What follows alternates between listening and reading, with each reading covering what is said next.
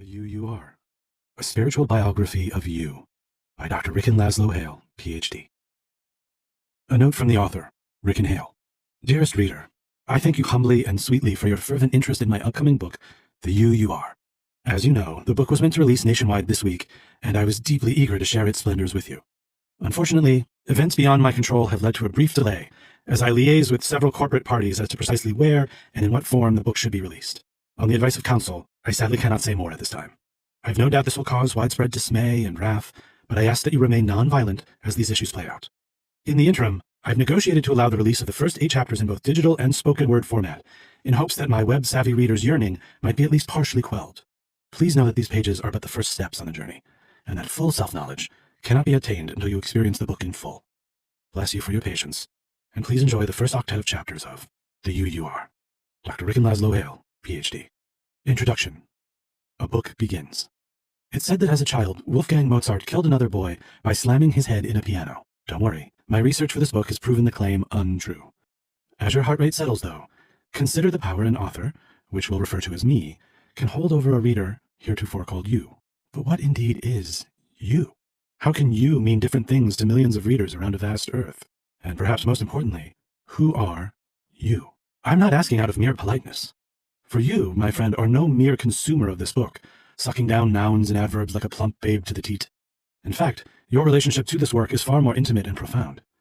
You are its subject.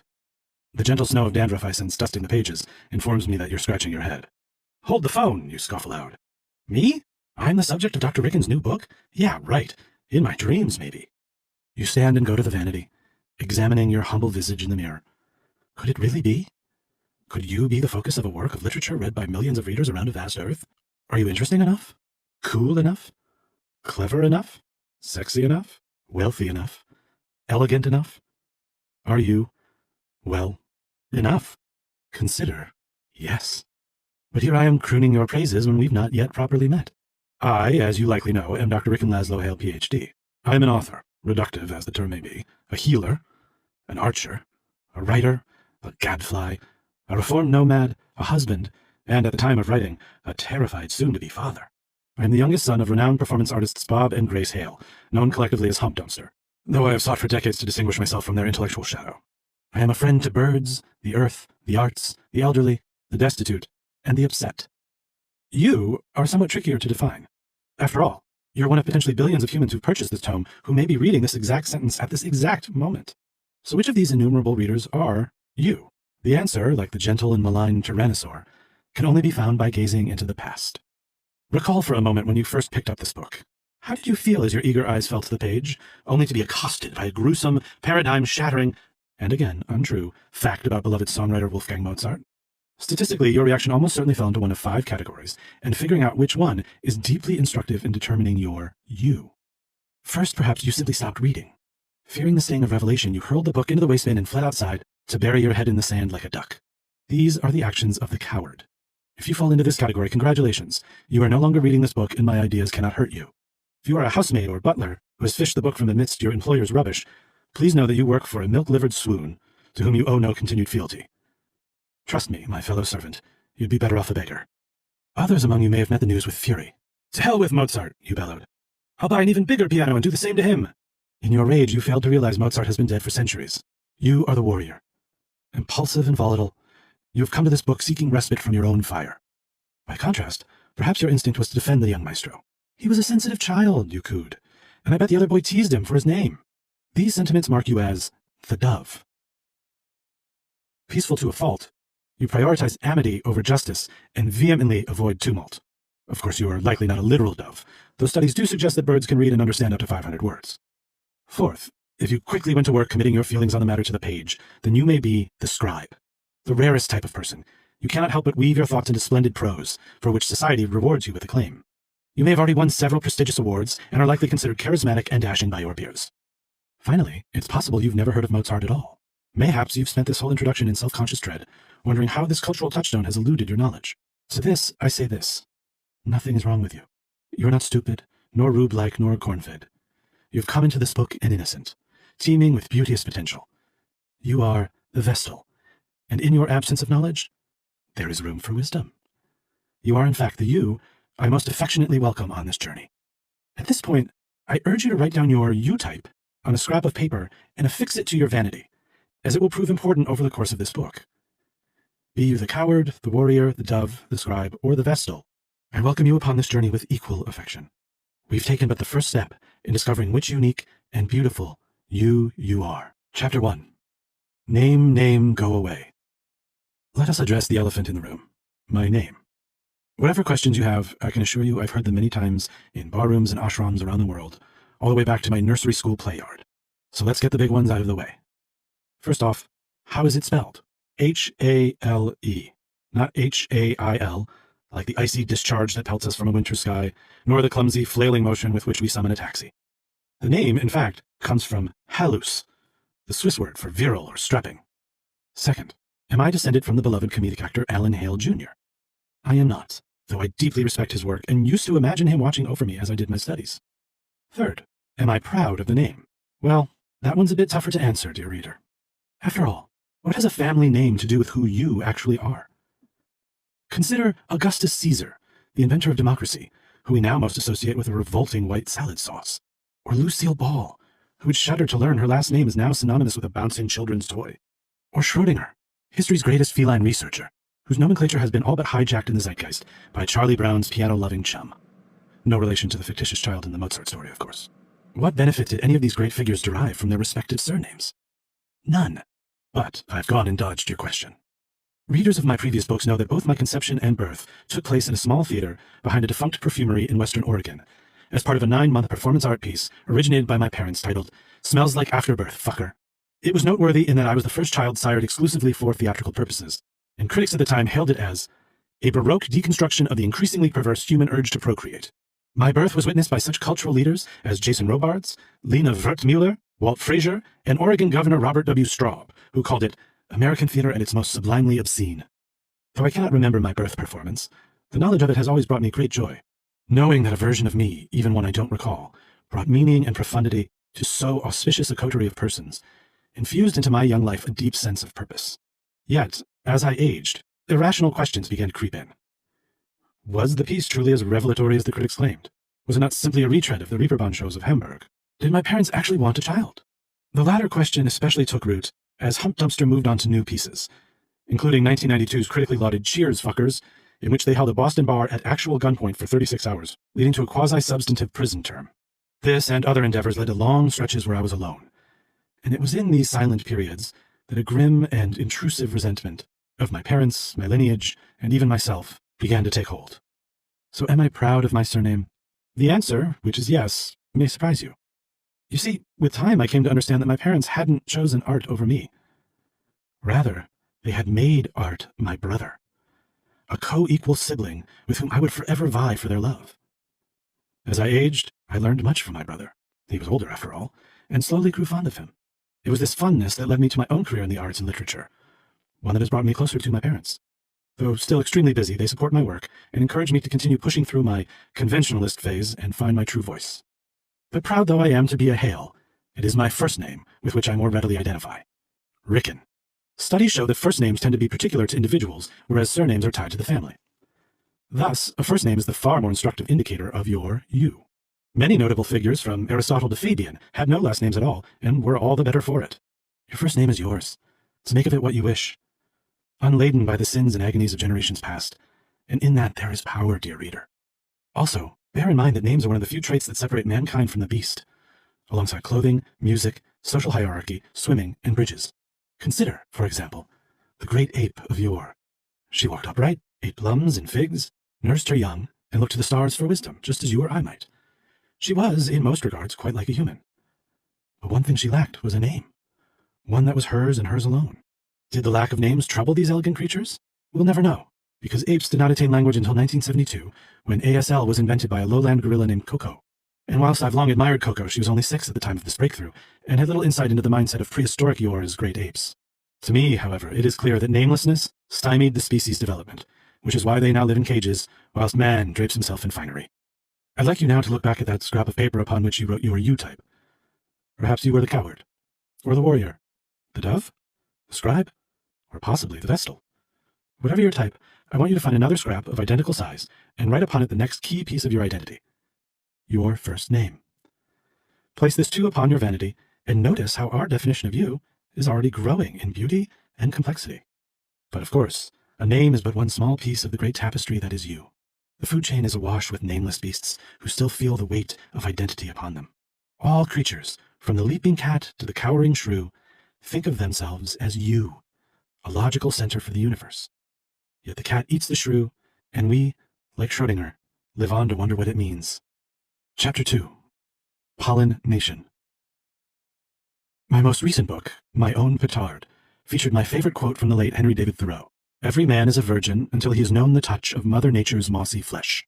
This line's inclusion drew swift hand-wringing from Thoreau's estate, who slammed it as unverified, invented, and bizarre. Petty barbs aside, I of course stand by the citation, which I believe to be both emotionally accurate and deeply splendid. Indeed, it was these very words that inspired my wife and I, along with another couple, to set out on the Mount Dillard crest hike several springs ago. Though eager for the trek, I could not have predicted that Mother Nature was coquettishly waiting to endow upon me an experience that would rival, or dare I say even surpass, that which she'd gifted Thoreau over 50 years prior. My glorious wife, whom readers of Petard already know as Devon, had felt increasingly anxious with city life since the Dorner truck explosion the previous year, and had been urging me to away with her to the woods. Our companions, who despite being close family have requested I not print their names in my books, agreed to join after I sweetened the deal with a bottle of spiced beer. Per their wishes, I shall refer to these two under the pseudonyms Flip and Nan, though this is regrettable as their real names flow far better with my natural diction.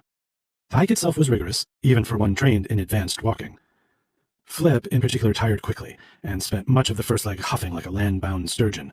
After rubbing his feet in oil and taking some of his more frivolous supplies into my own pack, why one would need mouth floss on a hike is beyond me. I was happy to see him find his second wind. We snaked our way up to Musher's outcropping, from which we enjoyed a beauteous view of Loch LaForge. Here, Nan and I read passages from Dr. Zhivago, while Flip and Devon dozed in the warm sun. It was a rare moment of spiritual quiet in a deafening world, one for which I am profoundly grateful, especially now. But it was some miles later, as we neared the actual crest, that the journey's true purpose revealed itself.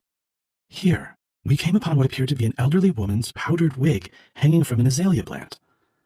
I approached it, dismayed that an aged female hiker, who should be encouraged to partake in the sport, might have lost her wig, a traumatic experience that would surely dissuade her from future treks.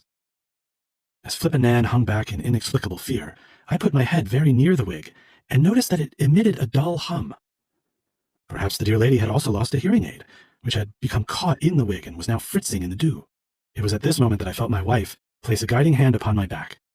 "Okay, Ricken, honey, that's a beehive," she whispered affectionately, almost sensually. In my defense, I'd never seen a non-industrial beehive before. I'd interned in a honey plant as a young scholar, but wild bees were as foreign to me as the lush hills of Belgium. I couldn't help but laugh at the misshapen nest, so divorced from the perfectly constructed factory hives I'd come to know in my youth. Perhaps these were hick bees, I thought, unversed in the ways of modern hive construction. I laughed aloud. And I must confess that these little fellows continued to coax my laughter for the rest of the day. After realizing what they were, I insisted we make camp that I might watch them at their labor.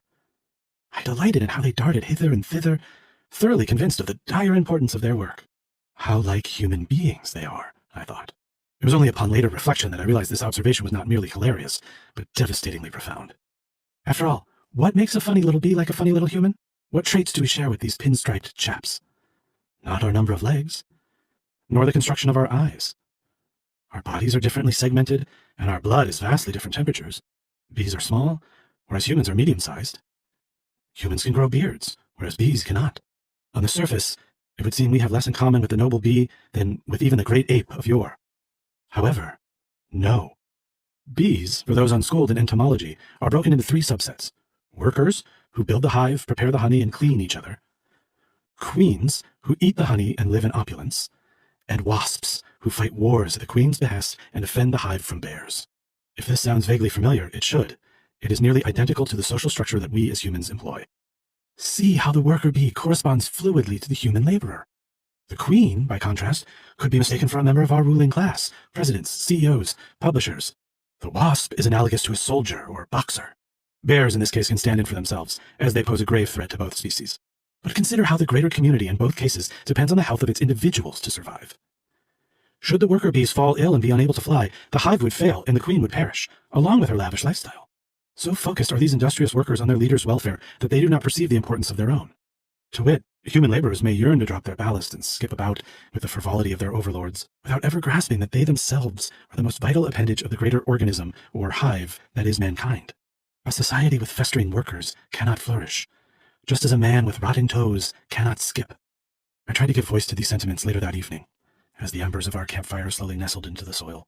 Devon, for all her sweetness, was irked that we'd stopped early and unreceptive to my musings. Flip, of course, made a joke of it all, pushing his bottom against me in a crude pantomime of a sting attack. Only Nan listened intently, noting the wisdom of the analogy and adding ideas of her own. I carried Nan's sweet generosity with me for the rest of that trek. I carried it when, after returning home, I wrote a thesis on bee theory which was met with cruel mockery by my peers. I carried it when a professional slump forced me to briefly rejoin the workforce, becoming one of the very worker bees I'd thought I was helping. I carried it as I walked to the podium at Nan's funeral a year and a half later. A patch of ice on a dark road had taken her life from us, and we were gathered once again, this time to try to find a way to say goodbye. I unfolded the scrap of tear-stained paper in my hand and read the following. Like a bee with a broken antenna, I am now in a sad man's dilemma. For draining my soul is a dark, weeping hole in the shape of my dear, sweet friend, Nan. And now here we are, and she's been gone 2 years, and the hive buzzes on. I will admit, dear reader, to being in no state to finish the chapter properly, so I will ask that you simply transcribe this poem onto a paper scrap of your own, and add it to the vanity. Because, as even the humble worker bee understands, a vital part of being the you are is remembering the they were. Chapter 3. Good God? The spring of 1992 saw the release of an American religious satire film, which I consider to be the most over-celebrated piece of commercial cinema ever produced. Before I reveal the name of said picture, and the deeply personal reasons for my disdain of it, I'll ask that you pause and consider whether such a discussion falls within your bandwidth. If you've no desire to hear a dissenting take on a piece of culturally lauded art that you may hold precious, there's little shame in skipping ahead to Chapter 4. To that same end, in this segment I will examine how the intricacies of religion, and its refraction through the cracked prism of art, play into one's identity.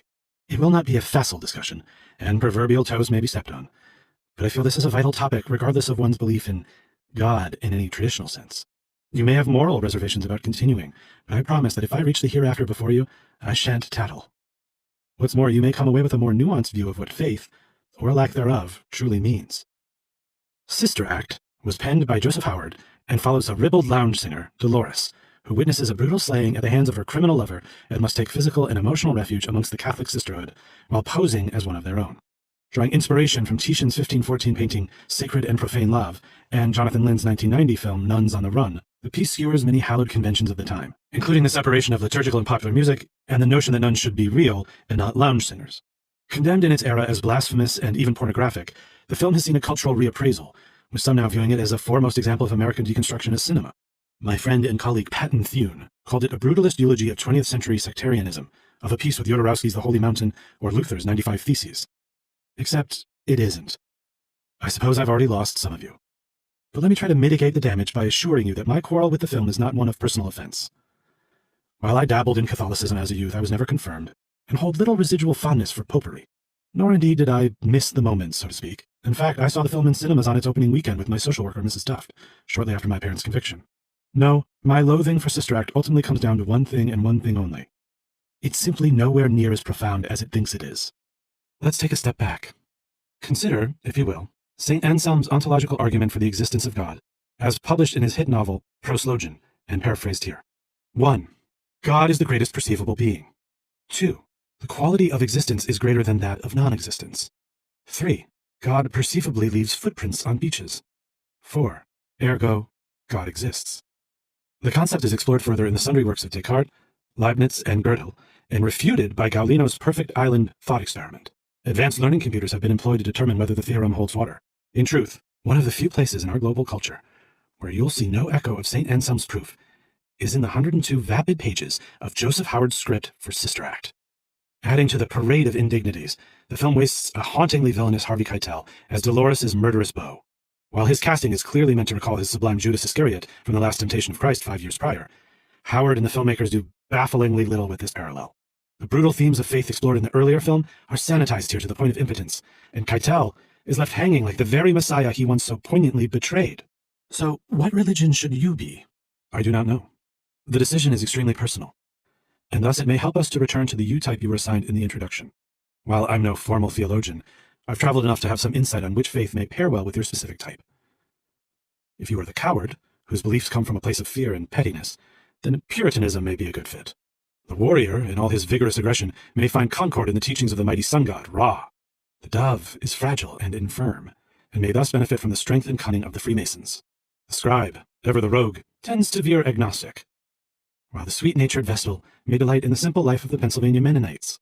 These are, of course, mere suggestions, and I lovingly support whatever faith or deity you choose to follow.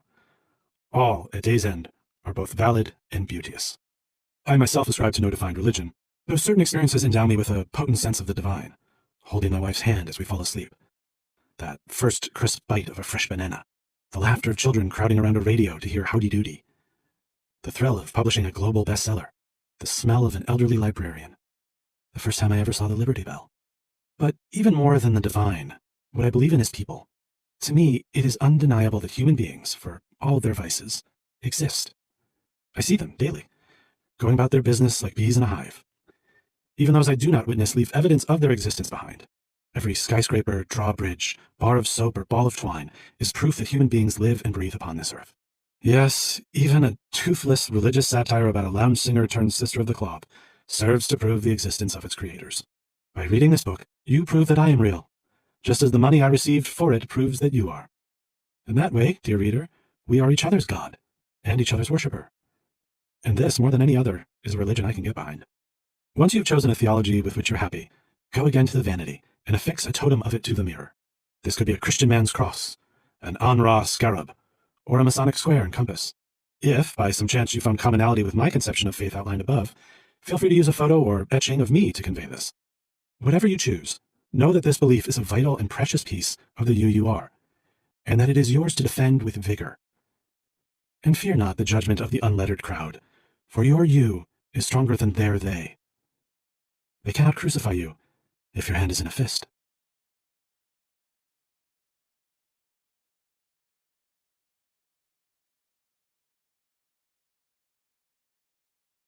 Chapter 4. A Coitus Among Us. I think we just fucked the universe into existence. Through wearied breaths, I managed to chuckle at my wife's colorful theory. I was lying next to her, staring at the ceiling, our bodies swaddled in Baltic wool. We didn't know it yet, but we had just sired what will, by the time of publishing, be our firstborn daughter, Eleanor Rebecca Scout Hale. I leaned over and kissed Devon tenderly between the breasts. How do you figure that, my babe? Was the universe not already here when we began? Indeed, our lovemaking, which had commenced hours prior, had taken us through 4 separate rooms of the house, each of which, to my knowledge, was a part of the existing universe. She shook her head. No, that one was fake. Everything before now was a simulation. A simulation? By whom, pray tell? I don't know. Maybe the French. Ooh la la, mon Dieu! My engorgement had abated at the moment of climax, but the dulcet sound of la langue française, even coming from my own oafish gullet, began to stir the ardor in me once again. I re-summited my wife, and the cosmic cycle of creation began anew. Perhaps you think some impish publisher has slipped pages from a tawdry novella into this otherwise wholesome tome. I assure you, dear reader, this amorous tale was added with intent. For how can we deny the formative beauty of the sex act and the robust sway it holds over our beings? As of this writing, I have made love 786 times, and each was a unique adventure into the very mouth of personhood. But what is this thing, sex? To be sure, the definition encompasses more than mere ejaculative intercourse. Kissing, petting, nuzzling, flirting, role-play, poetry, and longing all fall under the grand umbrella of sexual interaction. One can have sex with a stranger from across a crowded bread shop, using only one's eyes and the flickering power of tension. I have had sex with Beethoven, Da Vinci, and Twain, often all in the same evening. To limit our notion of sex to mindless humping is feckless, and sucks from our vast world much of its elegant vitality. For the purpose of this chapter, however, let us focus on the traditionalist definition. Sexual copulation is as old as mankind itself, and is in many ways its first taboo, predating alcohol and profanity by centuries. But while most cultures view sex as ugly or foul, I have always found it deeply erotic. The having of sex is pleasurable on both a physical and psychic level, elevating us to planes of reality heretofore unseen. I first discovered my affection for sex at a young age. My social worker, Mrs. Duft, had fallen into a salmon hatchery pond during one of our scheduled outings. As she emerged, drenched to the bone and angry as a bear, I became acutely aware of how her blouse suddenly clung to her girdle, outlining the lacy texture and curvaceous form thereof. I quickly banished the strange new feeling bubbling from my brain to my loins, but as the day wore on, a foreboding cloud of shame followed me. Had some unseen wickedness ensnared me? Had I betrayed both the deep respect I held for Mrs. Duft and the trust of her kindly husband Backstrom?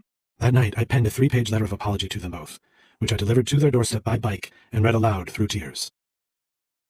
While both Dufts ultimately forgave me, it created a rift in our friendship that never thereafter fully healed, and I vowed to not again succumb to such depravity. The next time the roiling happened was 2 days later. Suffice it to say, a CPR dummy was involved, but the greater takeaway was clear enough. Sex, be it friend or foe, was in my life to stay. I would not make peace with this until years later, when a high school health instructor told me something that would shift my values forever.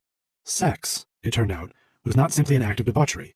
It was the primary method of human reproduction. There is virtually no one alive, I learned, who was not sired through the physical act of love. Mohandas Gandhi, Coco Chanel, Burl Ives, and yes, Mr. and Mrs. Duft would all be but hollow air if not for the perversities of sex. Perhaps one day I too would love someone well enough to create a new life. A child upon whom we could shower warmth and forgiveness, like that which the Dufts had given me.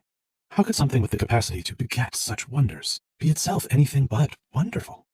I recalled this revelation as I held my wife that night so many years later. I did not know what we had just created together. And also, somehow, I did. There was something surrounding us there, for which I've no better word than magic. And in the ensuing months, as I've watched Devon's belly gracefully swell, I've sometimes shut my eyes and whispered a prayer of thanks to the sex act itself, and to its magic, which I once so vehemently feared. And if you, dear reader, still live with that fear or unease, then consider these humble pages your permission to step out into the light of erotic liberation. Life, like sex, is extremely fleeting, and while we are here we must dance nude under the moonlight, masturbate ardently, and make love with guiltless abandon. Your sexuality is as much a piece of you as your religion, your first name, your U-type, or my poem about Nan. Thus, for your 5th addition to the Vanity, I'll ask that you find something you consider, well, sexy. Something that whispers to your nethers in a voice only they can hear. This may be a pin-up photo from war times of yore, a beloved undergarment, or a still life of a sinewy gourd. Here again, I consent to my own image being used, should that happen to fit the bill. Whatever your choice, sly reader, allow it a place of prominence, as the time has long since passed for sex to be hidden away like stolen caramels under a bearskin rug. Chapter 5. Destiny, an acrostic poem experienced by the author, Ricken Hale. D is for dreaming, the start of it all. E is for energy, breaking down walls. S is for stewardship of home and of earth. T is for terror, which gives us more worth. I is for eyes, which observe us with love, until N, meaning newness, rains down from above. And why? That's a question we needn't now ponder, for destiny, friends, shall deliver all yonder. Chapter 6. Wait, what was that? 911, what's your emergency? Hello, I think something may be terribly wrong. It's all right, just stay calm, tell us what's happened. Oh God, well, you see, I'm reading Dr. Ricken's new book. Life of an American Gadfly? No, his newest, the UUR. Ah, I hear it's marvelous. Did you receive your U-type yet? Yes, I'm well past that bit. The trouble is, I've just finished chapter 5, and it's... how do I say this? It's a poem. You mean there's a poem in it? Sounds innovative. Goodbye. No, wait! I mean the whole chapter is a poem. It's 1 page. Good God, you're positive? Yes. I don't want to get him in trouble, but... He's brought this on himself. So brash an assault on literary convention demands fierce reprisal. He'll be shipped off to the gulag like an errant pauper. Wait, but... Good day, click. Well, perhaps it's a bit hyperbolic. But I bet a few of you had some version of this exchange in your head after finishing the last chapter. I blame you not for your confusion, and appreciate your restraint in summoning the thought police. And I assure you, aside from some minor Kuvad syndrome, I am of sound mind and body. So what did you just experience? Repetition and subversion is a stratagem long employed in military circles, which only breached the literary world in the past few years. I learned of it during a 10-day retreat of global thought leaders in the moth fields of Spain last spring, where it blew the minds of artisans and monarchs alike. The basic notion is that one sets up a pattern, repeating it enough times as to lull one's enemy or reader into a sense of calm before breaking it suddenly and dramatically. The tactic was employed by the likes of Hannibal, who rode horses into battle before suddenly switching to elephants, Washington, who established a public fondness for tea, then sunk a tea-ship, and Grant, who returned Lee's sword to trick him into losing the Civil War. If this all seems a bit academic, let us personalize it. Imagine yourself a general. In planning an important raid, you may think to send your most fervent soldier, a warrior who's bested the enemy before. Yet your enemy may foresee this, so consider instead the tepid infantryman, the phlegm-soaked mercenary with a pattern of self-service and buffoonery. He is the last man your foe will see coming, and this, if his loyalty can be secured, makes him the deadliest knight upon the field. Expectation is not destiny. Expectation is a sword.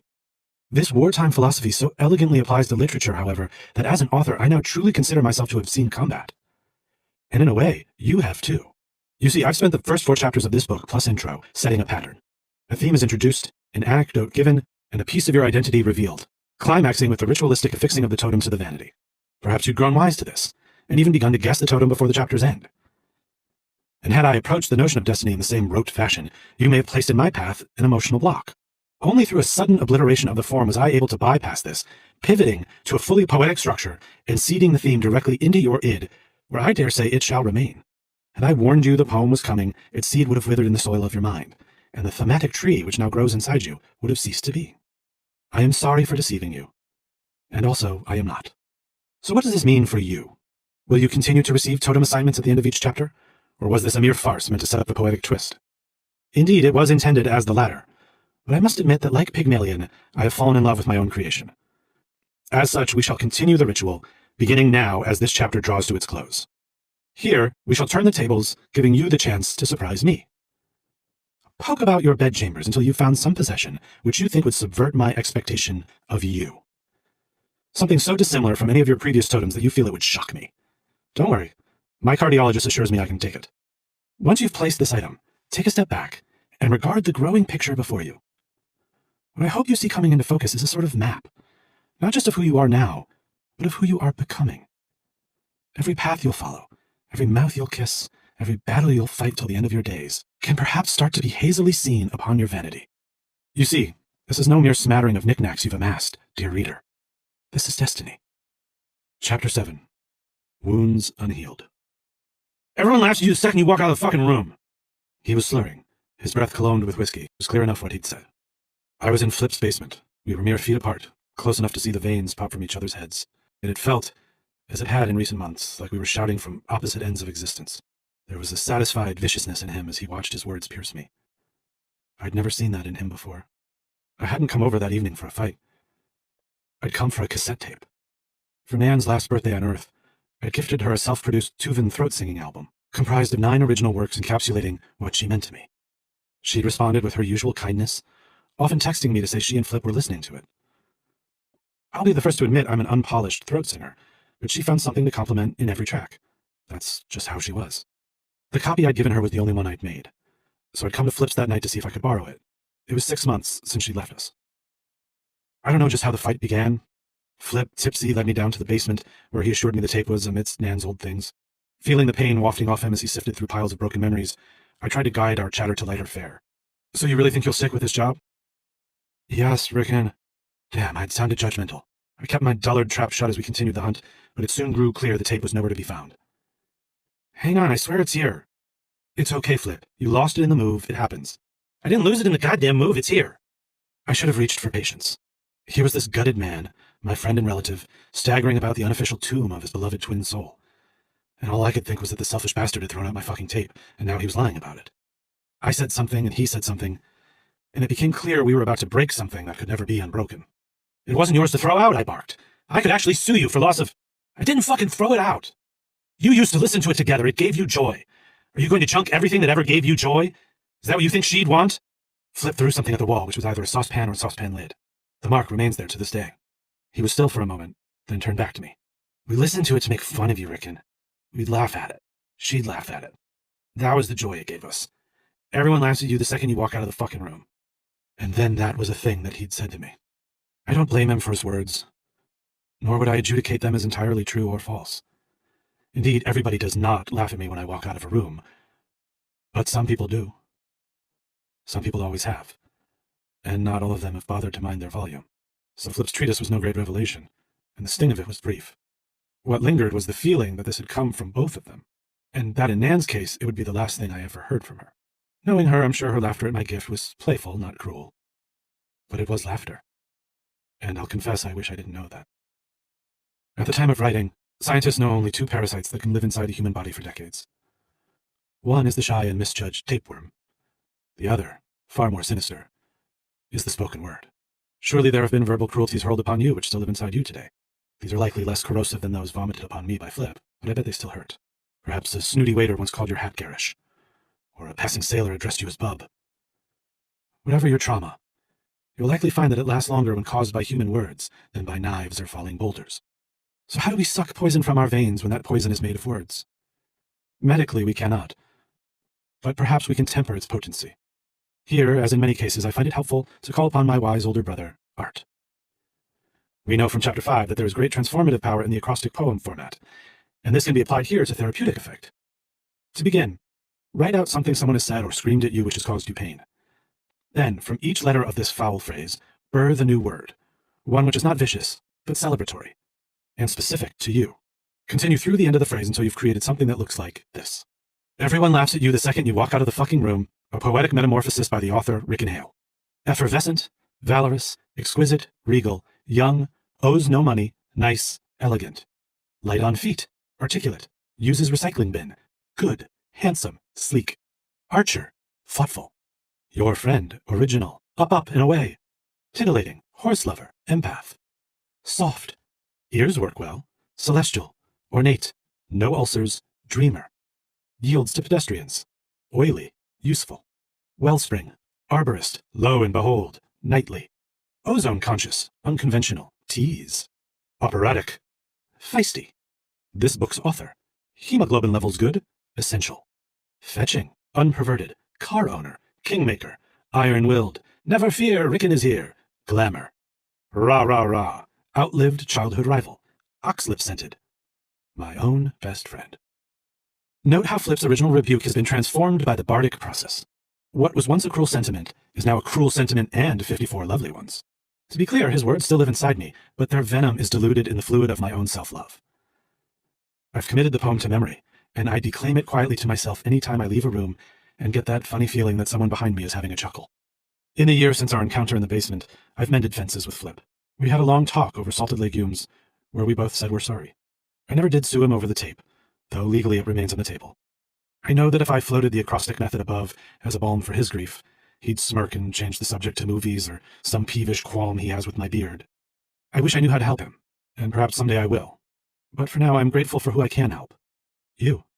As you glue your own acrostic poem to the... Spare a hopeful thought for all those who've hurt you.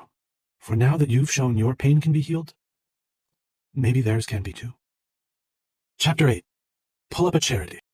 I have always admired the poor, and have dedicated much of my life to bettering their station through charity. Of course, I can hardly claim this as a novel idea.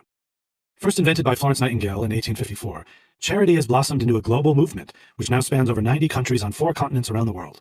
It transcends race, class, sexuality, and U-type, though practitioners of it tend to be warriors, doves, or vestals. The Accolades Experiment is a public works program founded by me after the success of my first book, The Fun in Profundity. It has been called radical and even terroristic. The program, not the book, though also the book. Yet it's arguably done more to curb economic displeasure than any other project of its kind. We do not recognize any national law except that of human dignity, but we try to work with governments to effect change. I have not to date been arrested for my work with Accolades, but if need be, I am prepared to wear shackles so that others may simply wear coats. The seed of the project came to me as reviews for Profundity began to pour in, which to my humble surprise were rapturous. Yet after days of reading about my nubile wit and near carnal understanding of the American soul, an unfamiliar sadness took hold of me. How dare I accept such abundant praise whilst others go with so little? How might I share this acclaim that the literary world has gifted me? As these questions swirled into a plan, I called to my lover at the time, who was in the solarium practicing laughing. Denise, fetch a whiteboard. The concept I birthed that day was elegant but simple. Take snippets from positive reviews of my books and replace my name with that of a group whom I feel is more in need of the compliment. Usually this is the poor, but it varies by case. I then travel to low-income housing projects or shantytowns, where I stand outside and deliver these accolades to the residents by way of a bullhorn.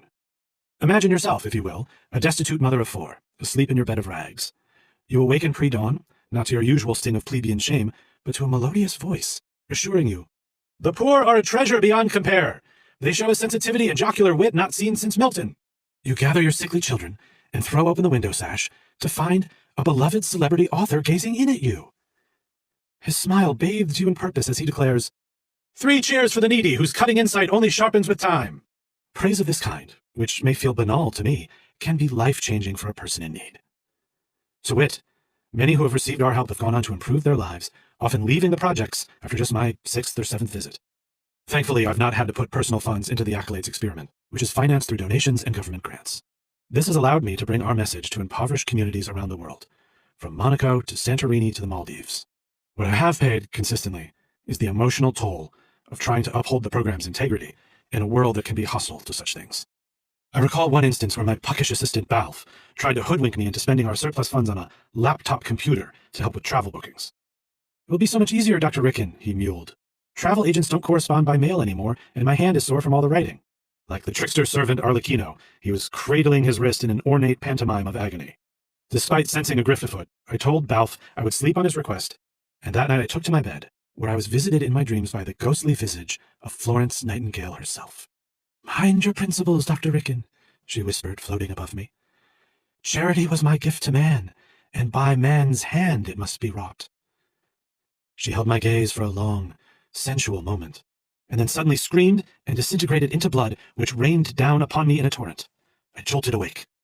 The next morning I denied Balf's laptop request, and instead used the funds to buy us a finer bullhorn. I swear before whatever god you chose in Chapter 3, that as long as I govern the Accolades experiment, all travel correspondence will be handwritten as Ms. Nightingale intended. Charity, like industry, would die without the warmth of human flesh and the light of human thought. What separates man from machine is that machines cannot think for themselves. Also, they are made of metal, whereas man is made of skin. And since giving only makes us more human, my next challenge to you is this. Conceive and found a charitable organization based on a cause that you hold dear. It's easier than one might think, and there are classes on how to secure funding and accreditation. Whether you wish to curtail bear populations, bathe the infirm, or send bottled water to astronauts, stay the course until the organization is procedurally viable. Then, once your licensing paperwork comes in, affix it to the vanity amongst your other totems.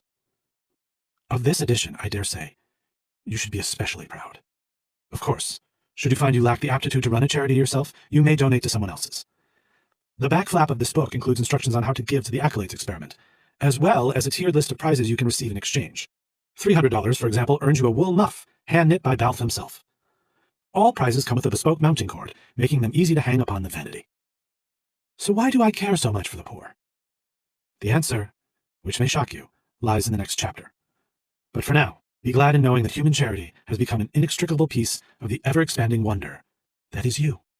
And should Ms. Nightingale deign to visit you in your bed tonight, give the old girl my regards. A follow-up from the author, Ricken Hale. Dearest reader, this concludes the segment of the you are that I am currently able to share with you. Again, I apologize for any agony caused by the delay of the complete work.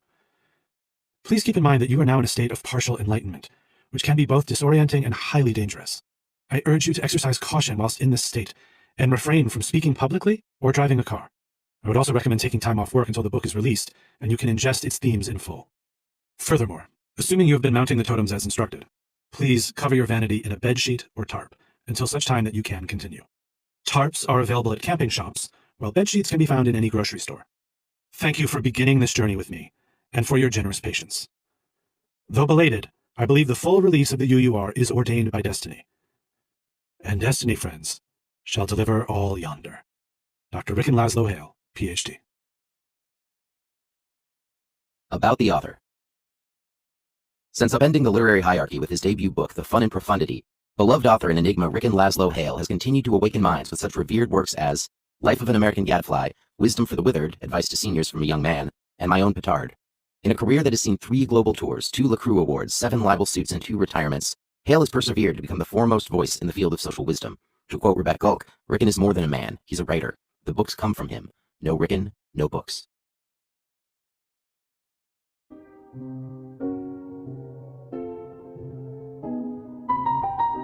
This is Dan Erickson, the creator of the globally acclaimed hit Apple original series Severance. We hope you enjoyed this excerpt of the UUR, a book that plays a key role in the show. In Severance, Mark Scout, played by Adam Scott, leads a team at Lumen Industries whose employees have undergone a severance procedure to surgically divide their memories between their work and personal lives. This daring experiment in work-life balance is called into question as Mark finds himself at the center of an unraveling mystery that will force him to confront the true nature of his work and of himself. Watch Severance, now streaming on Apple TV+.